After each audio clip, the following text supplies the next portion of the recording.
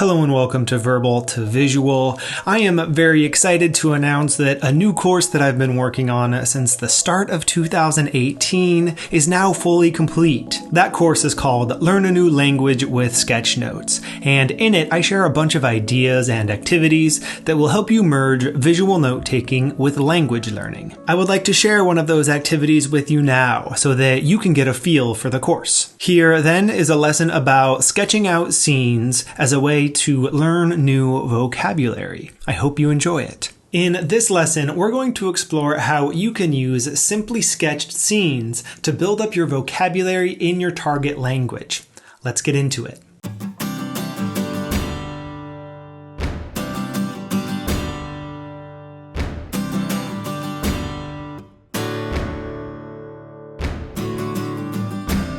You know that phrase, a picture is worth 1,000 words?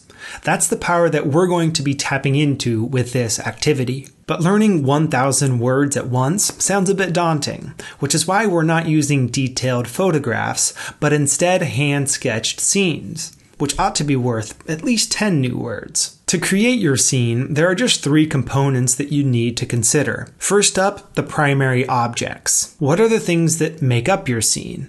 These are the people, the animals, the natural and man-made objects that you'd like to include in the scene. For example, I enjoy spending time in the outdoors and would like to be able to talk about that. So I'm going to create a scene that consists of a single person hiking in the woods. The primary objects then are my hiker, his backpack, and his compass. That's a good start, but it doesn't feel like a scene yet. So let's add in the second component, the setting. In this case, it doesn't take much. We'll add a line for the ground, some trees around our hiker, maybe a trail sign close by, and some mountains in the distance. Those elements provide more contextual clues to what's going on in this scene, and they help to create a fuller, more lifelike situation, one that you'd actually enjoy talking about. Now that we've got some solid visuals in place, let's add some language, some labels to this scene. For this activity, since your goal is to build up your vocabulary,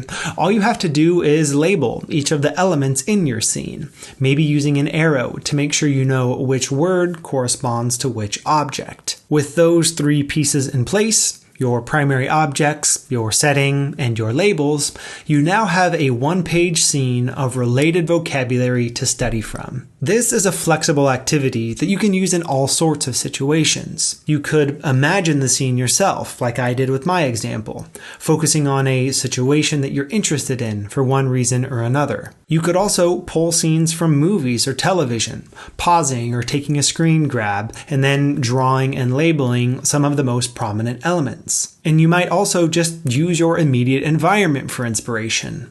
Look around right now, or maybe take a walk outside and pick a scene to sketch out and label. That last application is one of my favorites because it connects things that you see in your everyday life to the language that you're learning. That way, the next time you walk past that scene that you've sketched out, you get the opportunity to practice your new vocabulary. Now it's your turn to give this activity a try. If you need a starting point, then I've included a checklist of potential scenes for you to sketch out. It's kind of like a scene scavenger hunt. So feel free to use that checklist and remember the 3 components we talked about in this lesson to go create your own scenes and label them with new words in your target language. Good luck, and I'll see you in a future lesson. Till then. Thanks for checking out that sample lesson. If you'd like to take a look at all of the elements within the scene scavenger hunt that I just mentioned, then go sign up for my newly completed course. You can find all of the details about that course via the links below. I hope that you enjoy merging visual note-taking and language learning. I've been having a lot of fun with all of the experiments that I've been conducting at that intersection and sharing lessons learned within that new course. So do go check it out. Thanks again for watching, and I'll see you next time. Till then.